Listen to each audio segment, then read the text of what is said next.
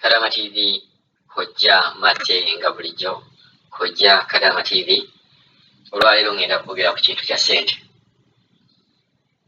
Tega amatu, wuliriza, kkiriza, manya waliyo Katonda. Ebintu bye tugenda okukozesa yabitonda, tebirina obuzibu bwonna okuggyako ng'olina ky'omugaseeko. Ekyo nkera nnyo kibagamba. Sifaayo bantu be boogera simanyi blood of something, sagala nnyo biyisala Mukama, blood of something, simanyi egundi yange, nze ebyange mbirwanirira ku musaayi gwa gundi. Ebyo byonna bya bulimba. Mwenna bino ebintu bye njogeraku wano mubikola. Mwenna mulina ekintu kye mukkirizaamu mwenna ku nsi. Ne bw'obeera wa ddiini ky'olina ekintu ky'okkiririzaamu. Nze mbagamba Katonda y'asooka, zaako bino ebintu byange, ogenda kubeera bulungi. Bw'otoobikole tojja kubeera bulungi. Bangi be tulabye nga bakkiriza mu bintu ebyo, n'olabira ddala olinga nno w'amaanyi nnyo, alaga nti w'amaanyi, bye bikkakkana ng'era zze waffe. Ffe bakojja bassenga. Eddiini teyajja kuggyawo bya buwangwa, ate n'ebyobuwangwa tebijjaawo ddiini, wabula byonna bitambulira wamu. Nsimbudde. Olwaleero nzize kwogera ku bugagga. Ani atayagala kubeera mugagga? Ani atayegomba kubeera mugagga? Omanyi ssente bazifuna batya? Lwaki omuntu gwe wali osekerera ng'asiika empuuta alina akadaala, kati omulaba alina ssente? Akkiriza, amanyi Katonda gy'ali, ate amanyi ebintu Katonda bye yatonda bisobola okubeera nga bimuyambako okubeera nga afuna ssente. Nziza kusomesa ku muceere, omudalasini, sukaali ne lavender oil bw'obeera nga omuyina. Njagala okukola ebintu bino. Obugagga babukolerera, obugagga babukuuma, obugagga bulina okubeera nga buvujjirira, nga waliwo ebintu bye buvujjirira. Kaŋŋambe okuvujjirira kwe kwongezaako n'osigala ng'oli mugagga. Wali olabyeko ne bagamba oyo yali mugagga naye ssente zaamuggwaako. Bangi mbalaba. Ate n'olabayo oli ne bagamba nti oyo mugagga. Ebbanga lye lyonna ly'omulabye nga mugagga, beba abantu abamanyi Katonda waabwe, beba abantu abamanyi n'ebintu bye ngenda okubagamba. Sitole eno gye mbagamba mwali badde mugisasulira.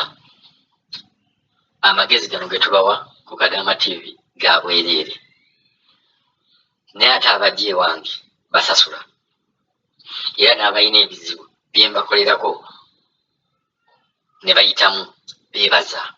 Oli najja n'agamba ojja nako waliwo ekintu kye wagamba bw'oti ne bw'oti ne bw'oti ne bw'oti. Mutuufu nze kyankolera.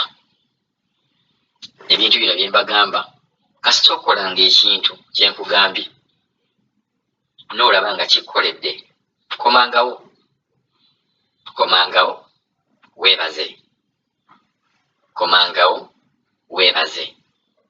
Ne bw'oyita ku ssimu ya Kadama TV, sinaayagala kubeera nga mbawa ssimu yange.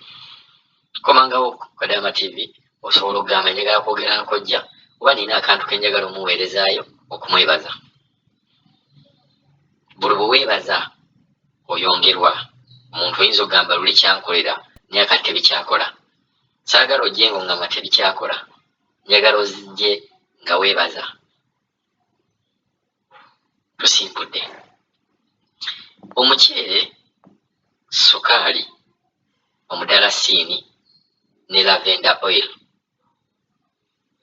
oba olive oil oba lavender tomuyina, oba ebisatu ebisoose, bw'obitabika wamu n'okola bye ngenda okugamba, ogenda kugaggawala. Ekyo nkiddamu. Omuceere ogwo gw'olaba, sukaali oyo gw'olaba, omudalasini, olive oil oba lavender oil, bw'obikozesa nga bwe nkugambye ogenda kugaggawala. Kino ekintu kikwata ku buli muntu yenna alina bizinesi, na buli muntu yenna alina wajja akasente, wabula nga si ka musaala. Nkimanyi, bankuba kyeyo. Muyina bizinesi zammwe ze mwatandika, muyina ebintu byammwe bye mukola, naye ng'ebintu ebyo buli bwokola bizinesi ogambe yange efudde sente tezivaamu, kola bino ojja kudda, ojja kwebaza. Ate era bw'otodde n'olema okwebaza, ate era tojja kifunamu. Kiyinza okutwala omwaka gumu, aye n'okomawo n'ogamba kojja kibadde bwe kiti ate sikyakifunamu. Bino bye mbagamba si byakwewaana, tetuze kwewaana. Kye mbagamba nkimanyi, kikola, tekiriimu shiriki n'emu, aye tekiriimu kubeera nga weetaagisa okubeera ng'olina ebintu by'okola okubeera ng'ofuna sente zino zekugamba. Njagala ofune akacupa oba akakebe. Bw'ofuna akakebe ako, funa ebijiiko 3 ebya sukaali, biteeke mu kakebe ako. Njagala owulire ebintu byolina okusoosaamu. Sookamu sukaali ebijiiko 3. Sukaali ono gw'ofuna alina okubeera nga mweru, white sugar, ebijiiko 3. Funa omuceere, teekamu omuceere ebijiiko 3 mu kakebe keekamu.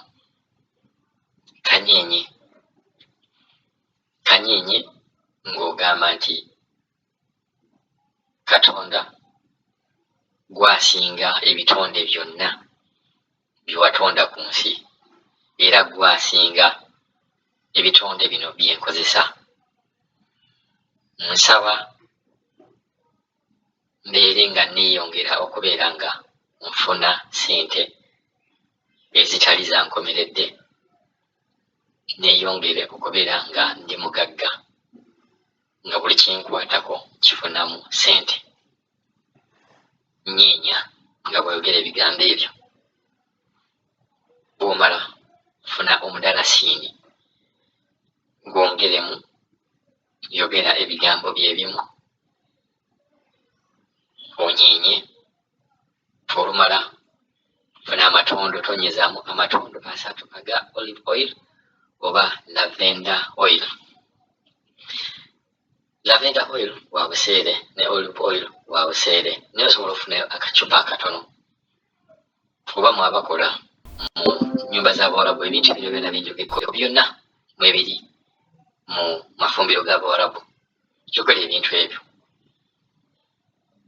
kiweeyo omwezi gumu, wajja kudda. Naye mbagamba jangu nga weebaza, komawo nga weebaza. Ekintu kye mbagambye nkirinako bwino, nkimanyi kikola. Saagala bantu kubonaabona. Amagezi tugalina, mwebuuze.Kkiririza mu ddiini yo gy'okkiririzaamu, neemanya ate ebintu bino bye tubagamba ate nabo bikola. Tetubagamba kuva mu ddiini zammwe, musigale mu ddiini.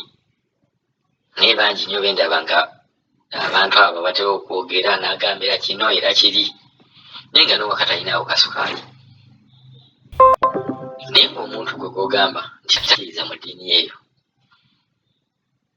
ng'enkoko ze basiiba bookya, akanyama weekali, kasukaali weekali, naye nga n'eddiini agimanyi, amanye eddiini gy'eri, ebyobuwanga gyebiri, nina okutambuza ekintu bwekiti ne bwekiti.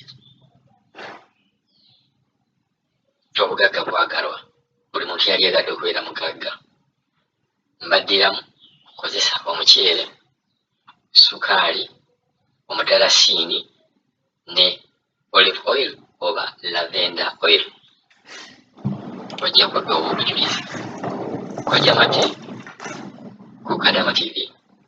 Mubeere bulungi.